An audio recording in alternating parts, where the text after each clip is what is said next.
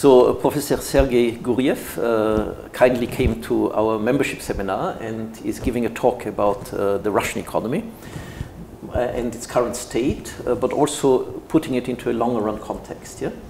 So one thing which I saw in your in the presentation you prepared partly is that the crisis we see in Russia is not just to be explained by very short-term developments we see now, but there's a longer history behind it. Can you explain this point first? This is true. The growth slowdown started even before Ukrainian events, even before sanctions and the current decrease in oil prices. If you look at the growth rates of the Russian economy, after Russian economy recovered from 2008-2009 crisis, it pretty much stopped growing.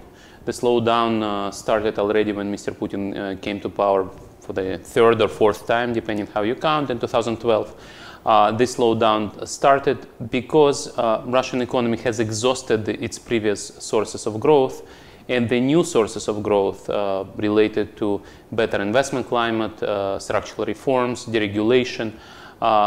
These sources were not introduced, and so Russian economy just started to stagnate.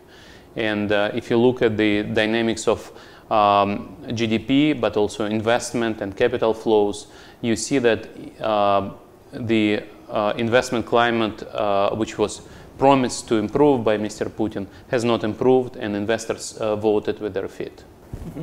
Before we come to the longer-term issues like why structural reforms are not taking place, I want to ask you about the three factors which are very much in the current debate, which is the oil price, the sanctions, and the factor which is usually mentioned that it buffers the Russian economy, namely the high reserves which were accumulated. I think you mentioned that we have to be rather cautious in seeing that as a big buffer. Can you discuss a bit these three factors, oil price, sanctions, and the reserves? Yeah, when we talk about Russian economy, we usually say that it is in a perfect storm when it's facing three headwinds, which are these two that you mentioned, sanctions, oil price, and the issue of being unreformed, overregulated, corrupt, and therefore suffering from lack of investment. But you're right that Russia has run a reasonably responsible macroeconomic policy and accumulated both sovereign wealth funds and foreign exchange reserves. And this allows to continue functioning almost without budget cuts in 2015 and possibly in 2016. These factors are extremely important. People who say that Russian economy cannot survive the 40% or 50% fall in oil prices do forget about the reserves. The reserves allow to smoothen the shock of the lower oil prices, and even given the sanctions, which actually complement the shock of oil prices by cutting Russian banks and companies from being able to borrow abroad, the central bank and the government can step in and provide liquidity, both ruble and dollar liquidity, to banks and companies. And that is what we observe now. Even though Russian economy has these three wins, which is lack of investment, sanctions, and oil prices, which reinforce each other, this factor that you mentioned, the reserves accumulated during the good years, actually buffer this shock. Another factor which is important as we speak is depreciation of the ruble. Last year, Russian central bank finally moved to floating exchange rate, and that allowed Russian economy to mitigate the shock of lower oil prices relatively better compared to 2008 and 2009, when Russian central bank defended ruble, which was probably an important policy mistake. Now the situation is better. Yet Russian economy is in recession now. It is most likely to grow at -3 or -4% in 2015, and most likely to continue to remain in recession in 2016. Yet the budget cuts will not be severe in those 2 years. Russian government instead will spend the reserves and wait for oil prices to recover. Now let me come to the political economy management of the Russian situation. Observers are sometimes a bit astonished that if you want to maintain long-term power, you have to deliver. And in that sense, the continuous failure to move an economy which still historically has a rather good human capital base, also of course raw material base, has not managed to switch towards a strategy of diversification, broadening again the economic structure, also showing after trade openness, etc., has been achieved, a larger possibility to become competitive and succeed in a wider range of economic sectors, which observers might say would guarantee your power position much better than if you are based on a very narrow, subject to shock economy, mainly based on energy. This is a key question to understanding today's Russia. And indeed, that Russian economy has a huge growth potential, not just in oil, but in knowledge-intensive sectors, but actually in many, many sectors, including agriculture, services, transportation.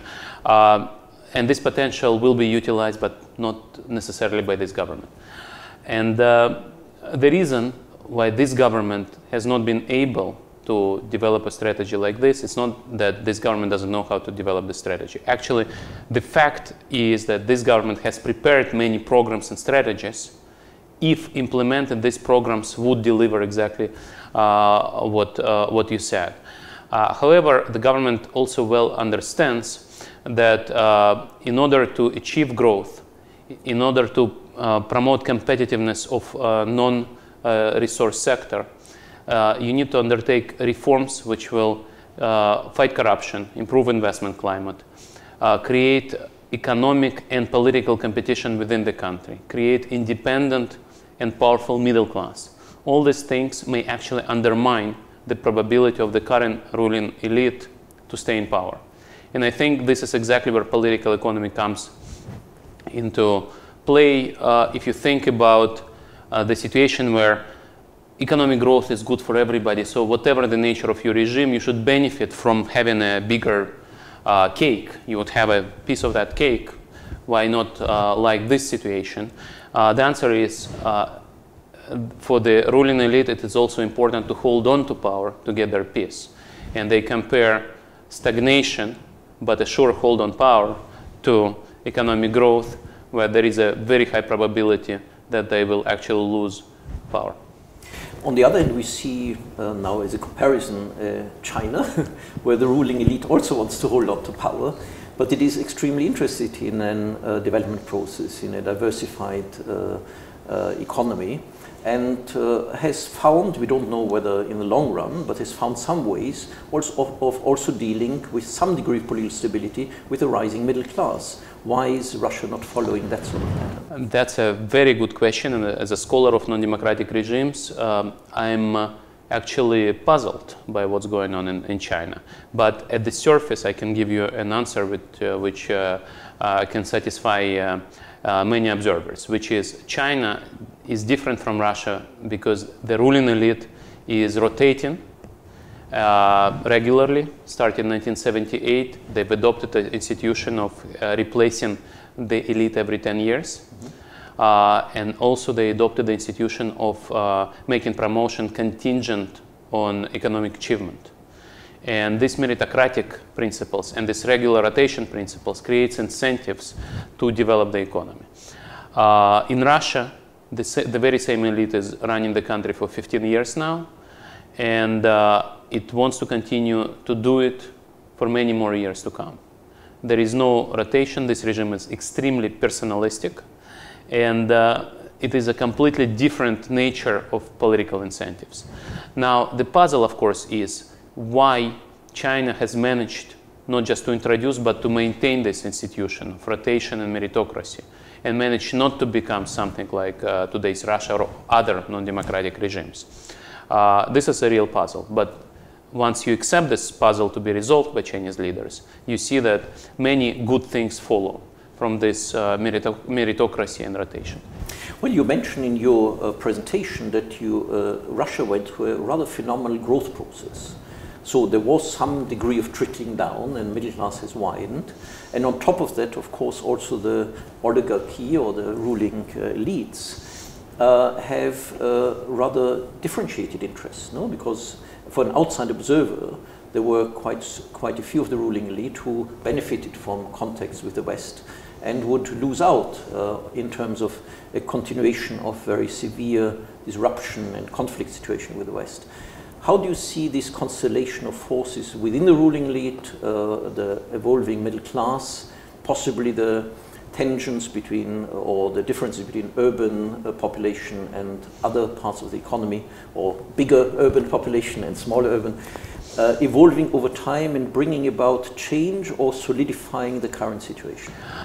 I think change is inevitable. I think it is indeed true that all parts of Russian society have benefited from the growth of 2000s. The sources of this growth are exhausted, and therefore the regime needs another social contract. The social contract based on the idea that everybody benefits from this regime because the growth trickles down to everybody.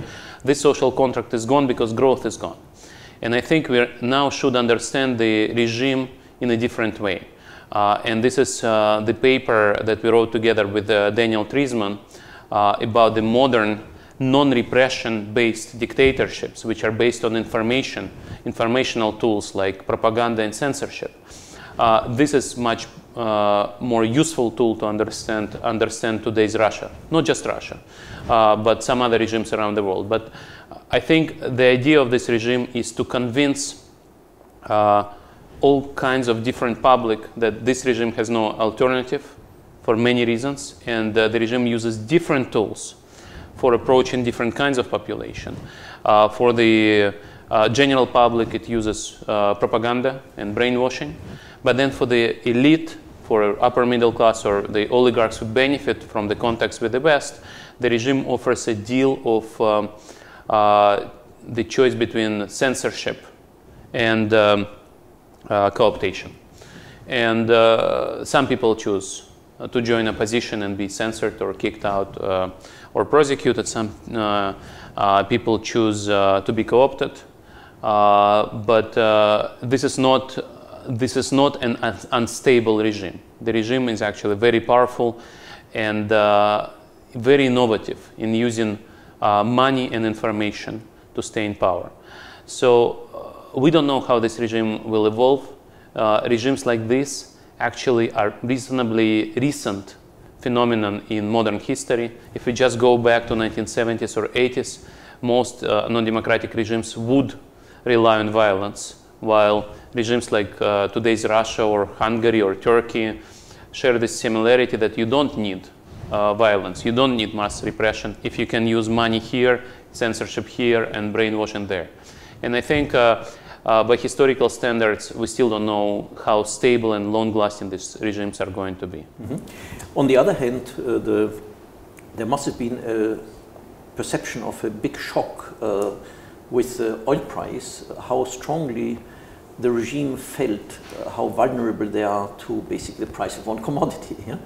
So in terms of both their interests, their own income flows, but also in terms of their position in society and the means they can use to co-opt, as you say, this must mean that something this strong dependence on the raw material source is not necessarily a guarantee for them to hold on to power and even getting their slice of the cake, even though it is a small cake. Yeah? Do you think this oil price shock effect might have some longer-term impact on strategy? I think oil price shock is important, especially in the presence of sanctions, where the access to the global financial market is limited. I think we don't want to be in the shoes of today's Russia's rulers. They are facing difficult choices. They don't want reforms because reforms may result in kicking them out. Without the reforms, they will eventually run out of cash. So these choices are not pleasant.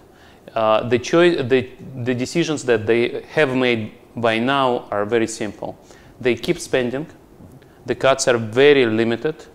So they keep spending almost as planned. Spend the reserves, which will probably last for a couple of years, and then hope that oil price will recover. And they have done a great job accumulating the reserves, exactly because they understood that oil price shock may actually be too painful, too dangerous. And so currently the plan is not to reform, spend, and hope for higher oil prices. A last point on on your view on the relationship between Russia and the EU.